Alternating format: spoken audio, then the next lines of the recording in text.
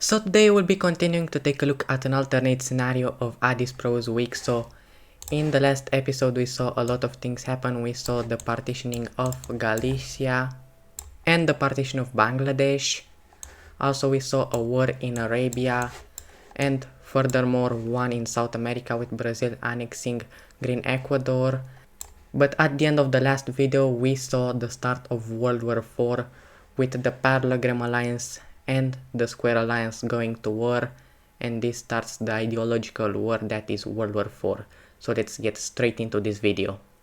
The fighting will begin straight into Europe with the Purple Team forces advancing this time into France. In this timeline they are targeted first, as here they didn't collapse, but they are still heavily unstable because of their communist majorities in the south of the nation.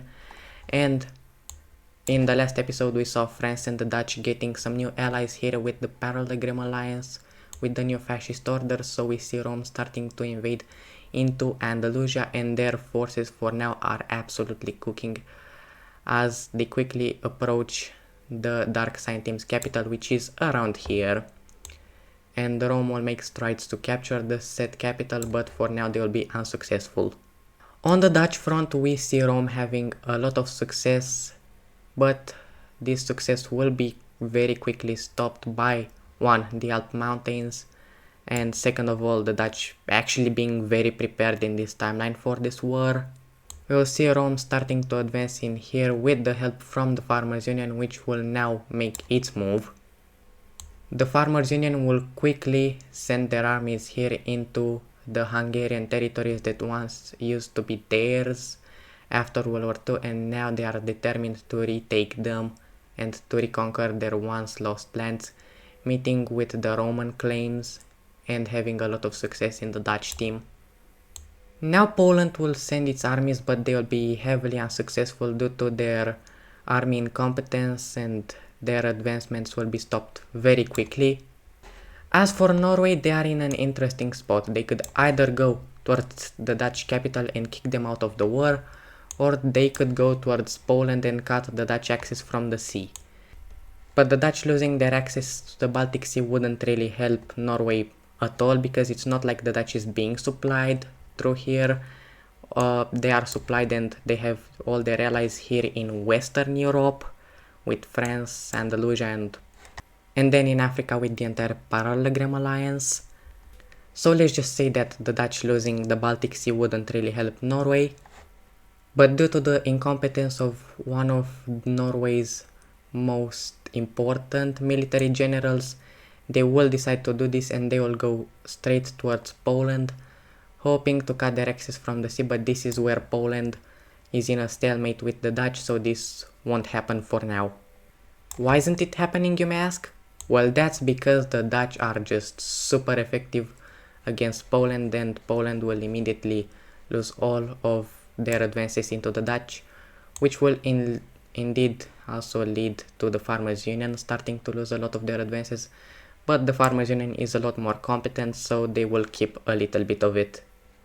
Now the Dutch will start to make advancements into Poland, taking their territory and almost threatening their capital city, and taking more and more land, starting to overlay on top of the Farmers Union, which will lead to the Dutch, well, making advancements into the Farmers Union, which the Farmers Union did not expect. They did not see Poland being this weak, but guess what, they are.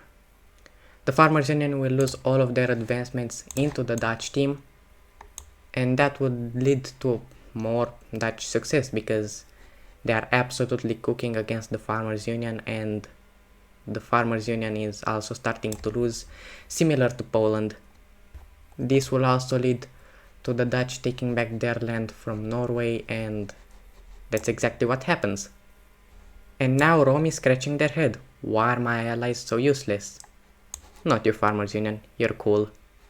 But they shouldn't be asking about their allies and rather about themselves, because the Dutch are now defeating them, and already the entire Hungarian front is retaken by the Dutch, followed shortly by the Dutch making advancements into the Mediterranean parts of the purple team, or what used to be the former Mediterranean coast the Dutch used to have. Now France will use this as their chance to advance into Rome and retake their territories right in here that Rome just took at the beginning of the war. And even Andalusia is now finally managing to push the Roman forces back almost to their border, but not quite, because Rome was very prepared to attack Andalusia. Well, turns out that France is super determined to get their revenge for Rome because of them taking Catalonia, and they are super determined to do this. And when you have determination, you will manage to do what Green France is doing right now, and they manage to beat Rome badly. This is like a pretty bad defeat for Rome, and this will lead to Andalusia taking back their claims from Rome. And now the Parallelogram Alliance will make its first move of the war and take the Spanish islands and quickly threaten Corsica, Sardinia and Sicily from Rome. The Dutch Empire will now start to advance into Rome, furthermore towards their Mediterranean claims, quickly moving across these territories with the help of France, which will almost meet with the Mediterranean Sea, but here Rome stops them. The Dutch will manage to move across their old territories of their former puppet state and take these territories as well as some Croatian territories, but they don't go too far, again because they were stopped by Roman forces. Instead, now they are gonna advance into Denmark, which is now controlled by Norway. And now Norway is not really a communist nation like these other countries, but it's more of a socialist nation. They are Scandinavian socialists, but now their dictator will come on live TV and basically rally up their people. And with this they will get a lot of support for the war, but not as much as in Adizz's timeline, as now the Dutch still hold on to their Danish claim. Now we should really mention Caspia and the HRE. Now what are they doing?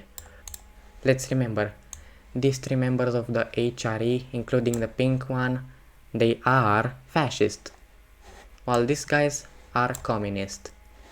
So the HRE will hold a vote of whether they should join this war or not, and obviously with more fascists being in favor, the majority vote will come in as a yes.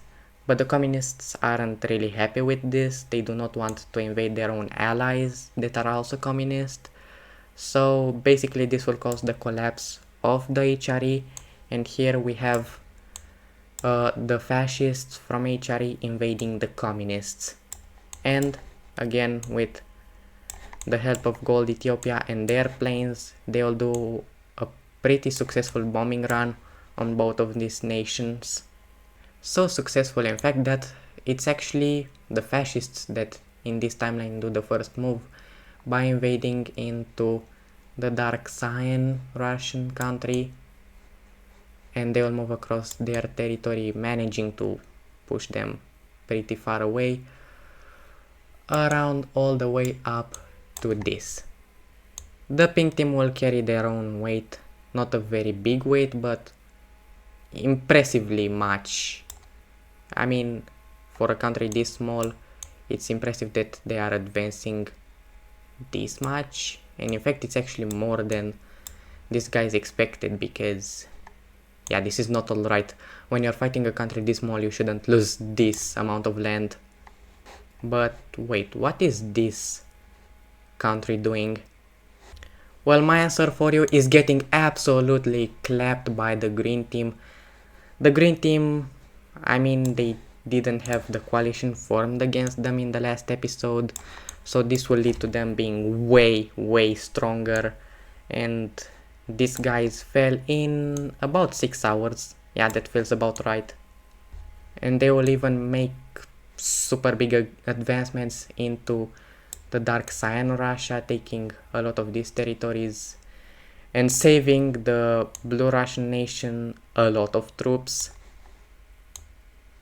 And this will lead to the green team making some pretty bad pushes against them, which almost collapses the entire nation.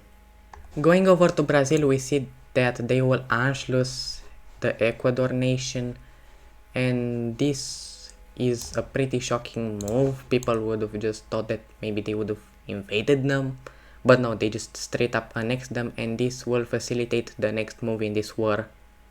And this move is none other than Brazil and their allies joining the Parallelogram Alliance and officially joining this war on the side of their allies, the fascist bloc. While Brazil's shenanigans were happening, we see that Dark Cyan Russia is just overwhelmed by the Green Team's armies, and with help from the fascist bloc, this nation is just hopeless and will end up falling to the Green Team and the HRE armies. Now the HRE, with one of their enemies out of the way, will now focus their armies towards the west, and they will move straight into Poland, taking a lot of their land, and Poland has flashbacks. Both real life Poland and Wicso Poland. They are now invaded on two sides, both by the Dutch and the HRE, and this will lead to an embarrassing defeat. We see the Dutch meeting with the HRE, and now we are gonna see what the Dutch are doing to Poland.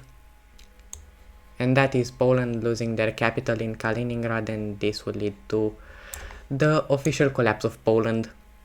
This is how Poland is partitioned. We see that the Dutch took the western parts of Poland and the HRE took the eastern parts, and now the Farmers Union is rightfully so scared for their lives, and let's just state that they should be. Now the Blue Russians will use their armies they have gathered up until now to advance into the Farmers Union, taking what was rightfully Russian land at once, their Bessarabian claims of the Farmers Union, and they are moving through the Bessarabian regions, but the Farmers Union is gonna hold out for now in these regions. Now Lime Russia will help out Blue Russia and move across these lands, and the Farmers Union is almost collapsed, but I mean it's fine. Yeah, it's not fine. They are being invaded basically throughout their entire northern part, but it's fine. They will live another day. Now I mean Rome is gonna manage to push the Dutch back because the Dutch were focused with their shenanigans in Poland, but I mean, yeah, they will reclaim all their land from the Dutch, but no more than this, because the Dutch have fortified their armies pretty well, and they wouldn't even be able to advance into their territories taken by Green France. By now, the fascists have been doing amazing in this war. They have literally not really have any losses, and actually, yeah, they haven't. They have only won so far. But now we will present India. India will present itself to the world stage and hand over their ultimatum to Gold Ethiopia, and it states this: stop your genocides and form a new government. And Gold Ethiopia will refuse, which will cause to India to join the war. But hold on a second. In the last episode we saw that the blue team got partitioned, and in the actual timeline of AdizzPro, the blue team gave India files regarding the war that was about to start, and India knew to prepare its armies. But in this timeline, the blue team simply just couldn't make it, and they got partitioned, which led to them no longer handing those documents over to India. So now India didn't know to prepare its armies, so this war will be way tougher for them. But on the other side, it will be easier because they have their targets right next door. India is still the strongest country in the world, so it's not like their army is negligible and they won't do anything in this war, so they will start putting their armies on the ships ready to disembark for Africa, but before Africa, Arabia. And they will even put armies into Persia due to them being their allies, but not too close, as any naval superiority in there is owned by the Parallelogram Alliance. Now the entry of India in this war will cause two things to happen. One good thing and one bad thing. The good thing is that it boosts morale for the democracies and the communists in this conflict and along the world, but on the other side this makes the fascists very mad, and this is gonna cause something in Blue Australia. Now, in AdizzPro's timeline, Blue Australia became communist and fought Red Australia, but in this timeline, because of a lot more fascist victories among the world, we see that they didn't radicalize up until now, where they will have elections and the one who wins is a fascist who will decide that the best thing for his nation is to join Red Australia and to join the Parallelogram Alliance and join this war on the side of the fascists. Now the leader goes over to Green Indonesia and warns him, hey, if you dare to join this war, we will absolutely clap you and obliterate you off the face of the map. And yeah, the leader is pretty scared, so he won't do this. But going over to the good thing that happened with India's entrance into the war, we will see that the Trapezoid Alliance will finally mobilize and join the war against the parallelograms. And now there's direct fighting straight in the home continent of Gold Ethiopia in Africa. The African armies will quickly smash across the Red Nation. Basically, this nation is encircled and it wasn't really annexed into the Parallelogram Alliance a very long time ago. It was only really the last episode, which was like not even like a decade, not even like 5 years, I'd say it was really only like 4 years. So this is gonna cause them to not really be prepared for this war, and because of this they will suffer some consequences, those being, well, them losing this war.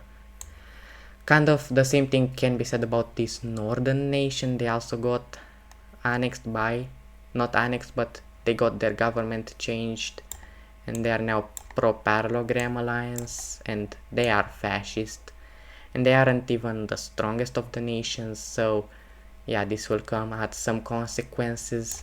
Also, yeah, the parallelogram alliance didn't really expect these guys to join the war. They thought that they were afraid of them, but apparently no, they are ready to take them head on and they almost capitulated this nation in here. But oh boy, Gold Ethiopia was prepared, as they immediately used their biochemical weapons against Tanzania to push them across super far, taking a lot of this territory, and they are ready to rip them to shreds. They immediately move across their territories and they cause some of the worst genocides ever, similar to the ones that real life Germany did in World War II. And in fact it's even worse than this, as almost all of Tanzania is gonna be eradicated. And I should stop using this language if I don't wanna be banned off of YouTube. But let's just say that the fascists will have a resurgence in this war, with the Red Country retaking a lot of their territories, but still not all of it, as the main forces were set in the Lavender Country. But now the same biochemical weapons are used against the Yellow Country, and this is gonna cause kind of a chain reaction across Africa, being, hey, was it a good idea to join this war, or should we back down and let them rule over the world? Because on one side we could stop them and make world peace, but on the other side we risk our people's lives, and that might not be worth it, especially with whatever Gold Ethiopia is doing to our people. And this is basically the common thinking in these nations, and especially in the two nations, Tanzania and the Yellow Country. But there's countries who think they should continue to fight because they are doing very well, and that's especially the Lavender Country. But you know, only time will tell. But whatever happened in Africa, even though by now the Trapezoid Alliance is losing, this gave time to the communists in South America to ready their armies, and now they will join on the war. They will join the war against the Parallelogram Alliance, hoping to get rid of fascism in this continent. Now their intentions were good, but will they help with anything? No, because Peru is basically encircled by Brazil and also has North Chile in their south, and you just can't compete with this army. Like, Peru isn't even a top 20 power, while Brazil is one of the strongest nations in the world. In fact, it's a top 5 nation in power, so good luck fighting and winning against that. So yeah. And I think I'm gonna only use one color for the fighting in this continent, because it will be all blue pretty soon. Let's be real. I mean, these countries together, yeah, they would be like able to defeat North Chile and the Uruguay country. I'm actually gonna show them in a second. They would be able to defeat these two, or Brazil, all the nations combined. But when you put these countries together, is just, you just really can't defeat them. The little lime nation is an even worse situation than Poland. If Poland was encircled on 2 sides, these guys are encircled on 3 sides, and yeah, they will fall similar to the HRE in about 6 hours, not a lot.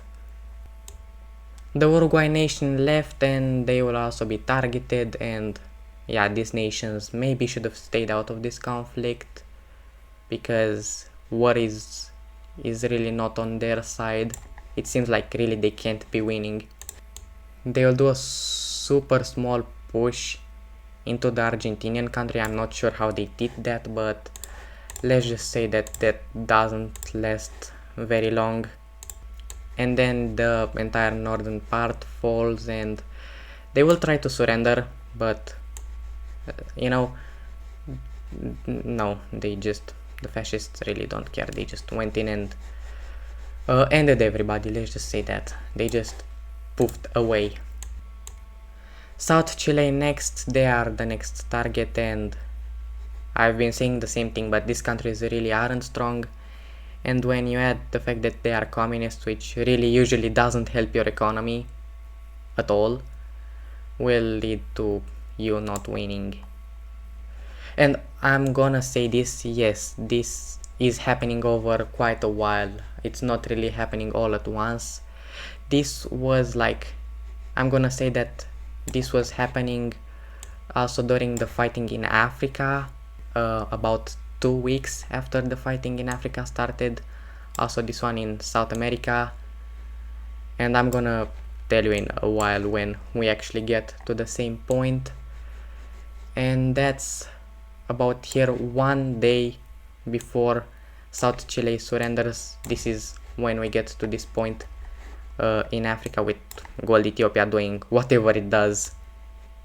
So now both places are currently connected timeline wise, and this country falls the next day, and the fascists will basically do an operation unthinkable, also invading into this democratic nation, and this is gonna cause some controversy across the world. Like, why are they invading a random nation which did nothing?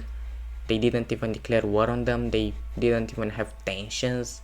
Like, up until these countries radicalized, they were good with each other, they were like friends, they descended from the same nation, which was Ireland. But now these guys will fall, and the entire South America is under the same ideology and the same alliance, so that's scary. And all of this happened in the span of 3 months. We are almost halfway into this conflict, and now India will make a landing in the pink UAE. They will finally send their armies, and they will have a lot of success in it, and it's one of the greatest military landings.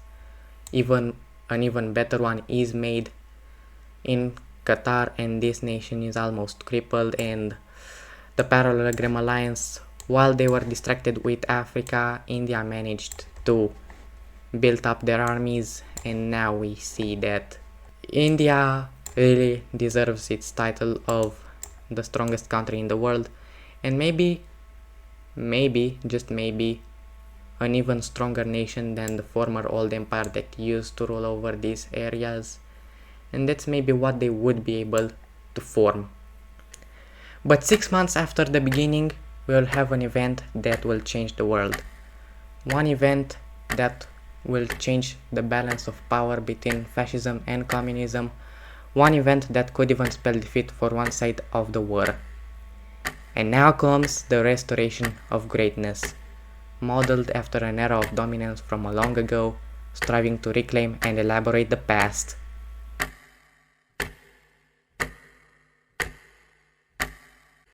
The Lime Team rebels from India. Now Persia India is a country that lost its independence during World War II and after World War II. With the peace treaty, they joined the triangular powers, which led to their demise. But here we see that the Lime Team reappears on the map decades after its collapse originally.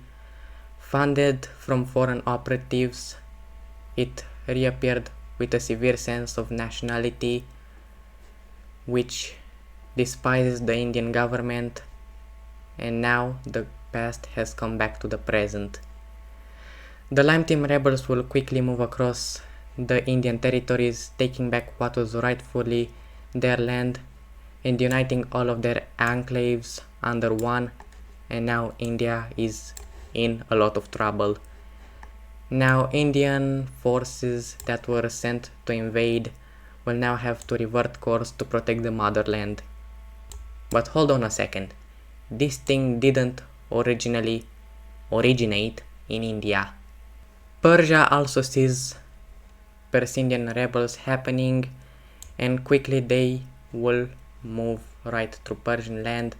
And let's just say something, with Caspia still being here, this is not gonna be pretty at all for Persia as this happens. They are very overwhelmed. I mean, already Persia wasn't the strongest of nations, and when it was invaded by the Green Team a while ago, a few years ago, it was pretty clear that they cannot defend themselves without the help of India, and that's what happens, as they are gonna get invaded and they will lose all land over to Persia. Now with India being distracted, they will retreat all of their forces back home, which will lead to them retaking over all of their once fully rightful lands, their territories, and they will get all of it back just like this. This tiny panhandle of India won't resist for too long, and it will immediately fall to the Persian forces, which are about to get straight to the Indian capital, which is right there where I put the dot completely accidentally, and they will move more in here hoping to reach the said capital, but they will be stopped around here by India's huge armies, which have just arrived back home. But by here we see that Persia does something, and that's to reclaim all of these lands, and they officially declare independence. And now Persia is actually back to its original state, ready to get revenge and retake all of its land. India is desperate for allies. They are about to fully collapse, so they will go to the birthplace of civilization right back in Mesopotamia. India will release their Red Team puppet state, which will lead to the restatement of the Red Team. The Red Team is back, but not for a very long time, because Caspia will immediately sweep across the nation, taking their capital and fully taking over this nation. But now they are gonna do something super interesting to the Red Team, and that means bring it back. But not just bring it back under a government that's aligned to you, and a government that's fascist. That's right, we will see not the return of the old empire, not the return of the Red Team, but the return of a fascist Red Team. We'll see the Gold Team's ally in there getting annexed by the Red Team, which will immediately be followed by these countries who will all radicalize and joined the red team, and now we see a new Mesopotamian empire, one aligned with Gold Ethiopia. And to make the matters worse, the royal blood will get ended, let's just say that. Its life will be ended and the red team fascist order will fully take control of the nation, and it's ready for a part 3.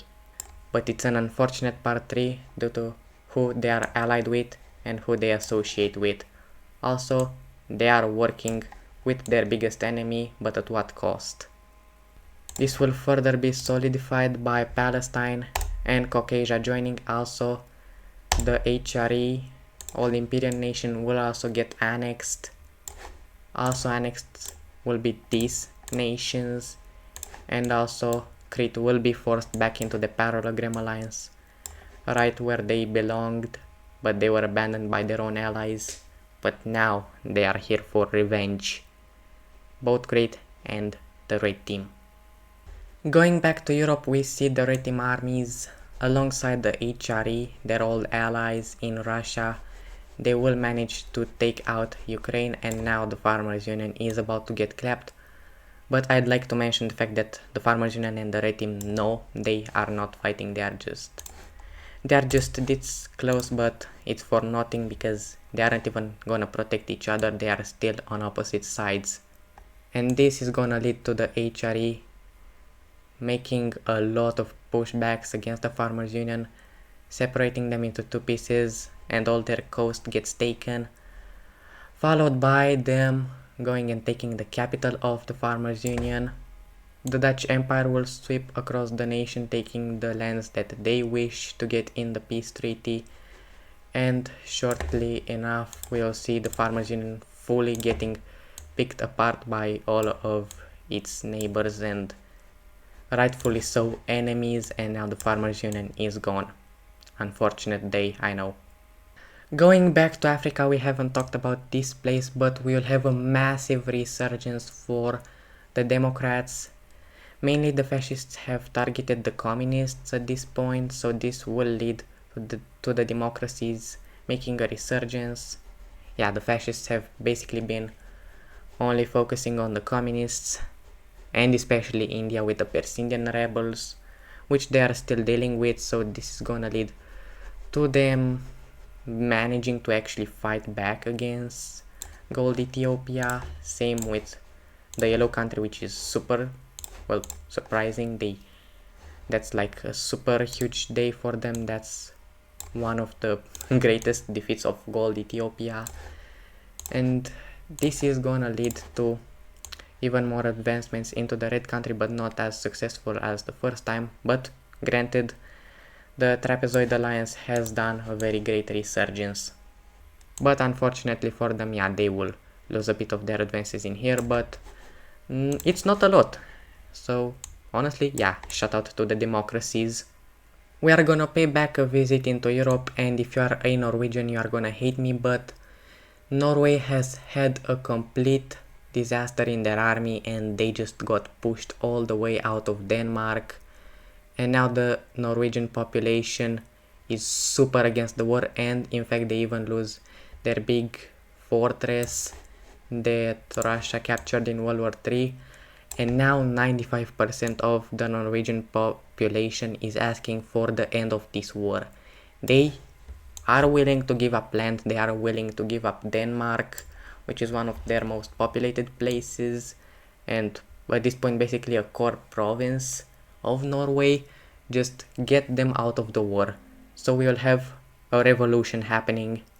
The revolution will pop out first here in the Swedish regions and quickly picking steam across Norway, taking tons of land and basically moving towards their capital, which is in the tip of Norway, but while also moving and managing to take more people along the way to fight for this revolution.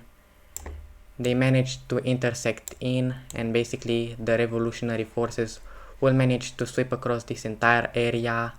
Granted, the rest of it will be taken by the fascists, and more especially the Dutch, because They are the main contributor in that area when it comes to armies, and now the revolutionary forces are quickly approaching the Norwegian capital.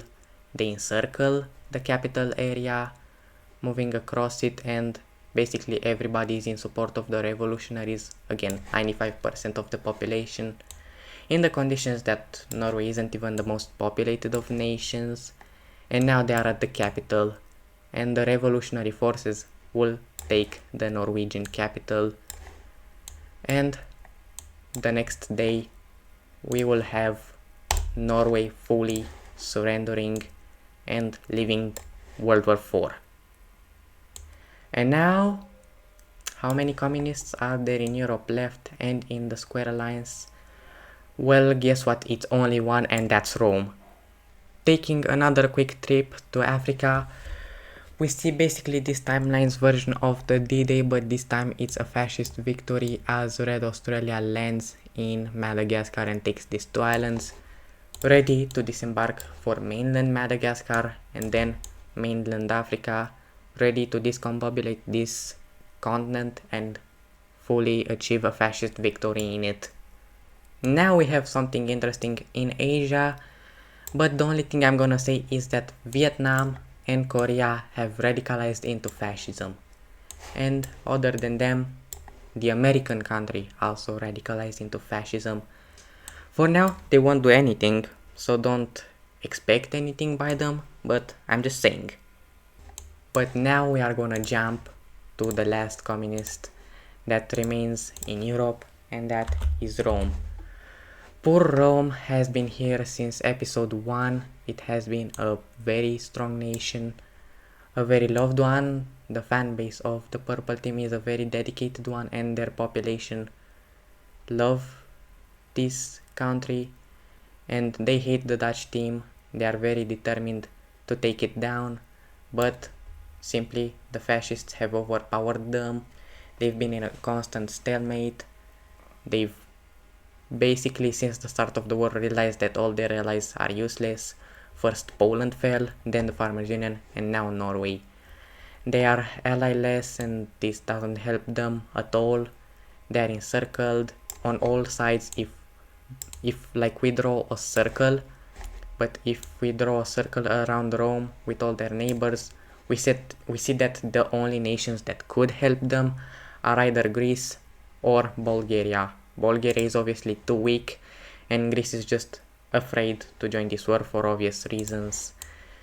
They are also just fully encircled, and to be honest, the communists are almost gone. Not only does Europe only have one more communist left, there are no communists in South America, there were never communists in Africa, and in Asia the only one is the Amur country, which really doesn't even care about this conflict. They just do their own thing. So Rome is basically doomed to die.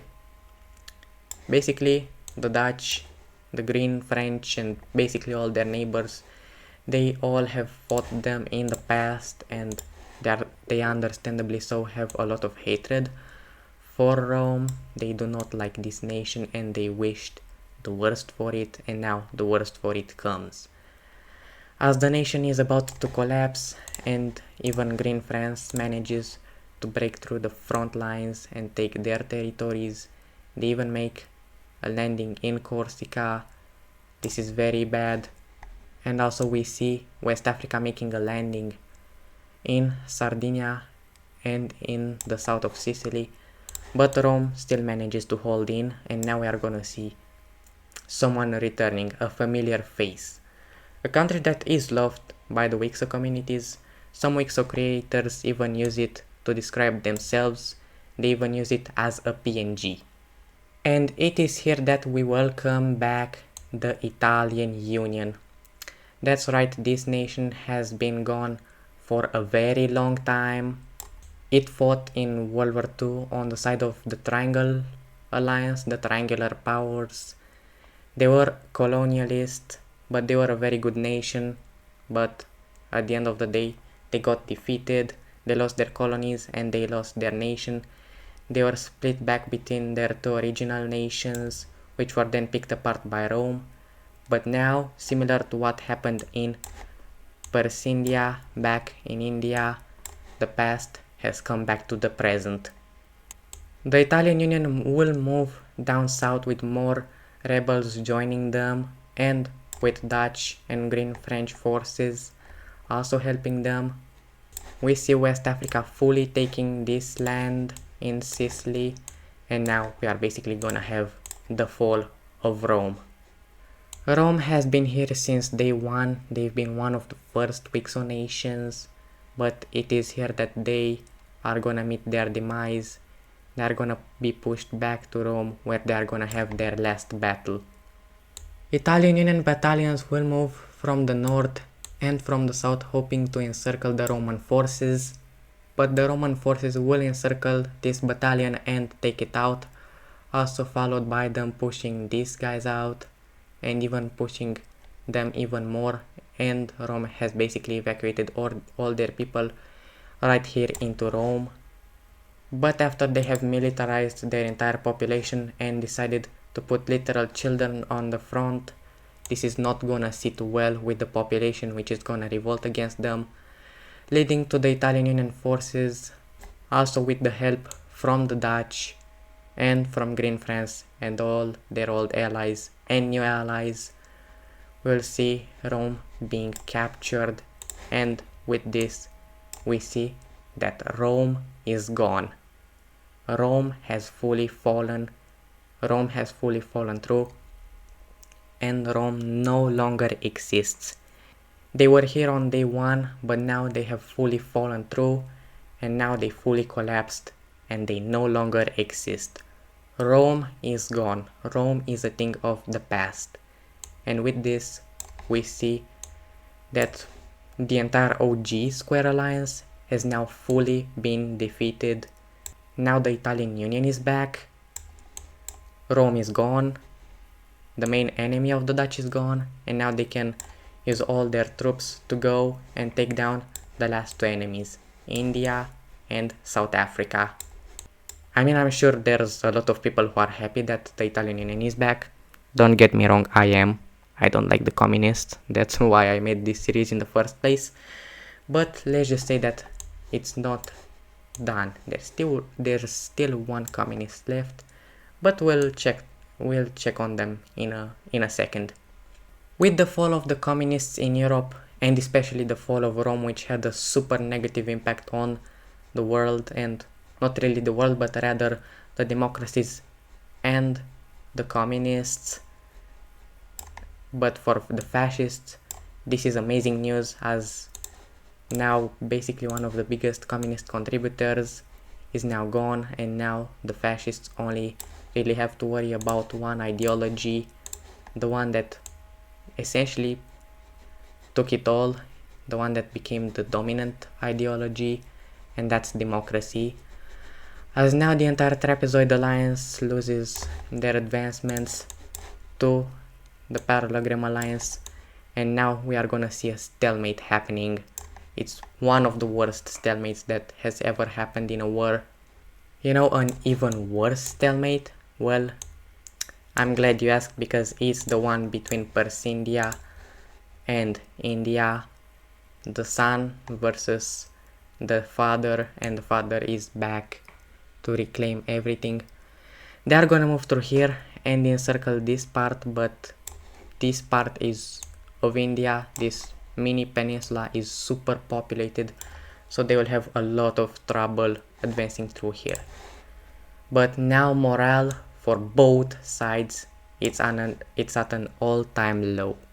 An all-time low for the democracies and the communists, at least the only communist that still exists. Even though they really don't care about this conflict, it still hurts to know that all of your fellow communists have fallen.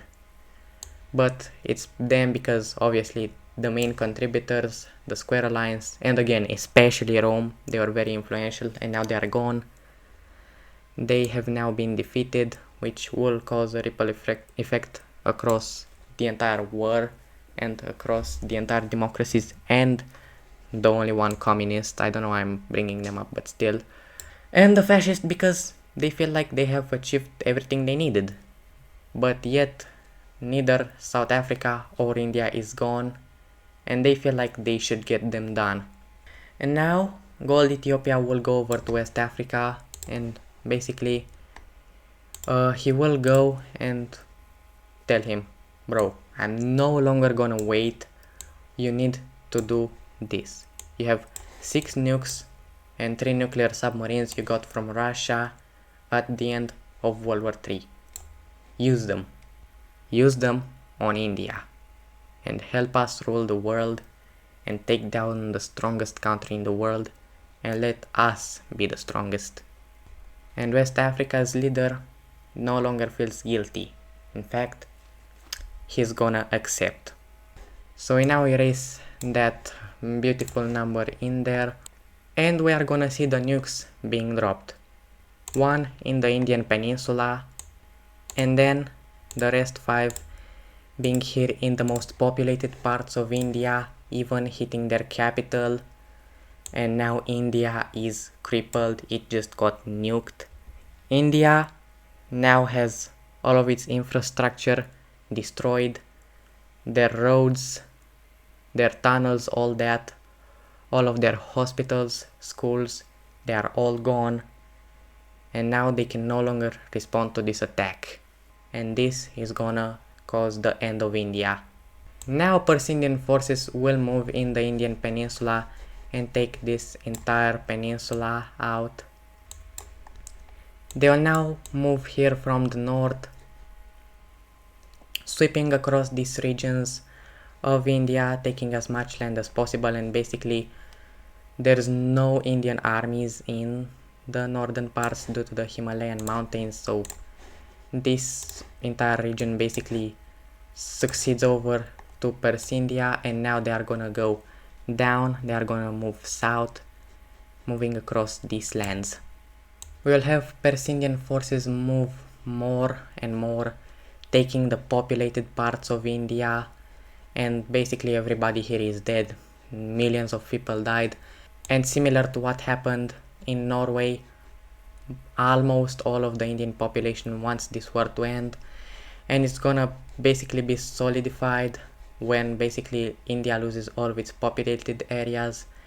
They lose their capital, which granted was even nuked, so that doesn't even matter anymore, and this is how the front looks at this point. They keep pushing more, they will not stop until they fully discombobulate India. Persia India will move down here and take even more land, and it's basically a sweep of who can get more of India. But wait, isn't only Persia India invading it? Well, once we get around here, we will see an unexpected guest betraying India. Remember how I told you all that Indochina turned fascist? Well, guess who now invades their old ally, the one that they literally just joined an economic alliance with? Well, it's Indochina, and now they betrayed India in what's basically this timeline's version of Operation Barbarossa. But what if it was successful?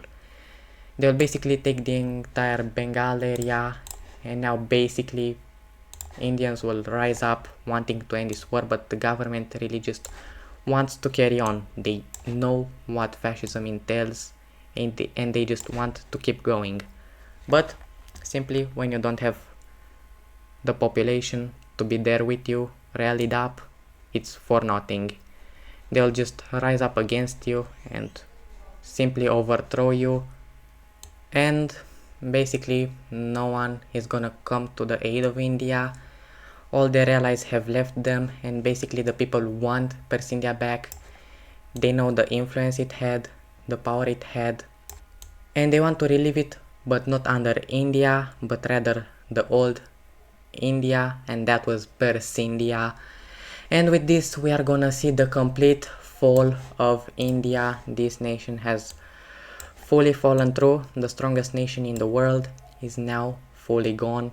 It got fully partitioned, and not partitioned, but it got fully conquered back by its rightful successor, Persia India. Surprisingly enough, we will have Indochina recalling its armies and basically leaving this land to Persia India, but that's quite interesting and strange. While that was happening, basically the African stalemate continued. Now it seems that the war may be coming to an end, but no, let me tell you, we are barely at half.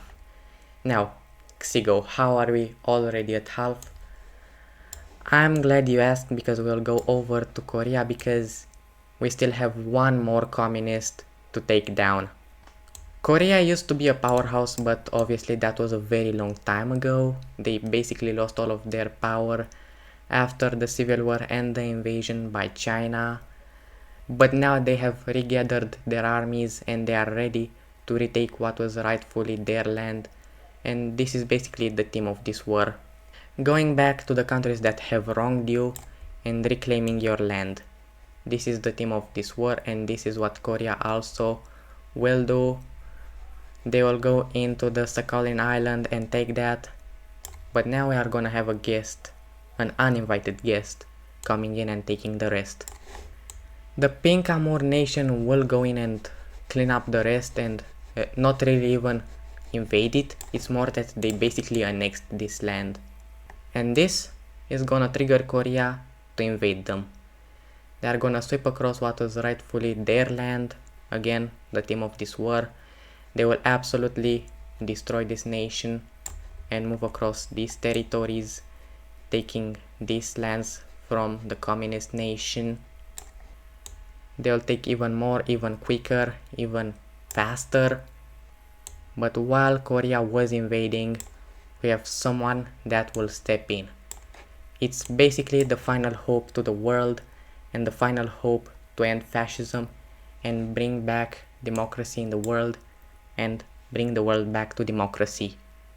China will come on the world stage, present itself, and will announce a coalition. A coalition that they hope to overpower the fascists in the world and to finally end this evil ideology and this evil way of ruling your nation.